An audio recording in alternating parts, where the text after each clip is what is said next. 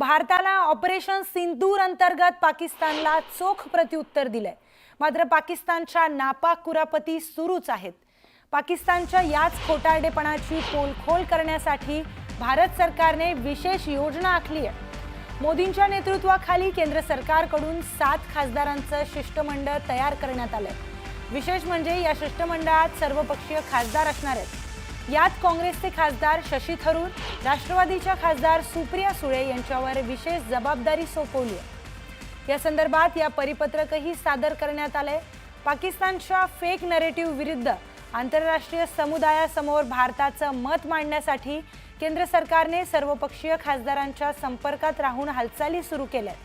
हे सर्वपक्षीय खासदारांचा समावेश असलेलं प्रतिनिधी मंडळ अमेरिका, ब्रिटन, दक्षिण आफ्रिका, कतार, संयुक्त अरब अमिराती आणि इतर देशांना भेट देणार आहे।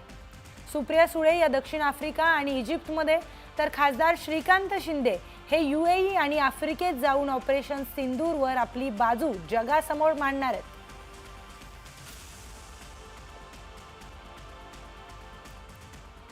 तर भारत जगासमोर पाकचा बुरका फाडणार आहे। IMFच्या पैशांची पाकिस्तानकडून दहशतवाद्यांवर खैरात।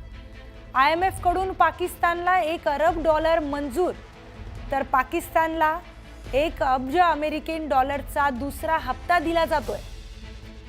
पाकिस्तानला फंडिंग म्हणजे दहशतवादाला फंडिंग, तरीही IMF पाकिस्तानला फंड करते। ऑपरेशन सिंदूर मध्ये मारलेला दहशतवाद्यांचा पाकला कळवला आलाय का? दहशतवाद्यांच्या वारसदारांना प्रत्येकी 1 कोटी देण्याची घोषणा पाकिस्तान सरकारने केली आहे।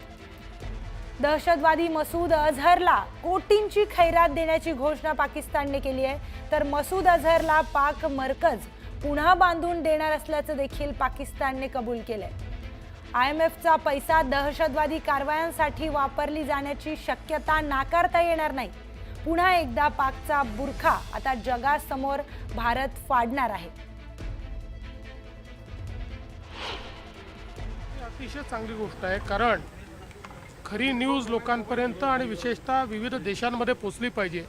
ही एक चांगली डिप्लोमसी आहे की ज्यामुळे भारताची भूमिका आणि युद्धाचं सत्य हे सगळ्या जगापर्यंत पोहोचेल आणि पाकिस्तान हा दहशतवादी देश आहे हे त्या ठिकाणी लोकांमध्ये, विशेषतः जे काही वेगवेगळे देश आहेत त्या देशांमध्ये प्रस्थापित होईल।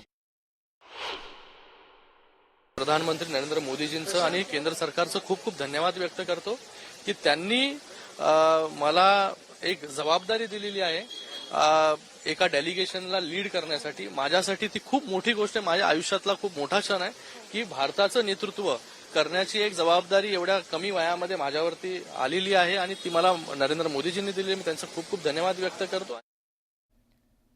तर शशी थरूर यांनी केंद्र सरकारचे आभार मानलेत। केंद्राकडून शिष्टमंडळात शशी थरूर यांचा समावेश करण्यात आलाय। भारतीय शिष्टमंडळ आता जगासमोर पाकिस्तानचा बुरखा फाडणार आहे। शिष्टमंडळात आता सर्वपक्षीय खासदारांचाही समावेश असणार आहे आणि याचं नेतृत्व हे शशी थरूर करणार आहेत। तर पहलगाममधील दहशतवादी हल्ल्यानंतर पाकिस्तानचा जगासमोर बुरखा फाडण्यासाठी केंद्र सरकारने एकीकडे सर्वपक्षीय शिष्टमंडळात शशी थरूर यांची निवड केली आहे। मात्र त्यावरून आता काँग्रेसमध्ये कुरघोडीचं राजकारण सुरू झालंय।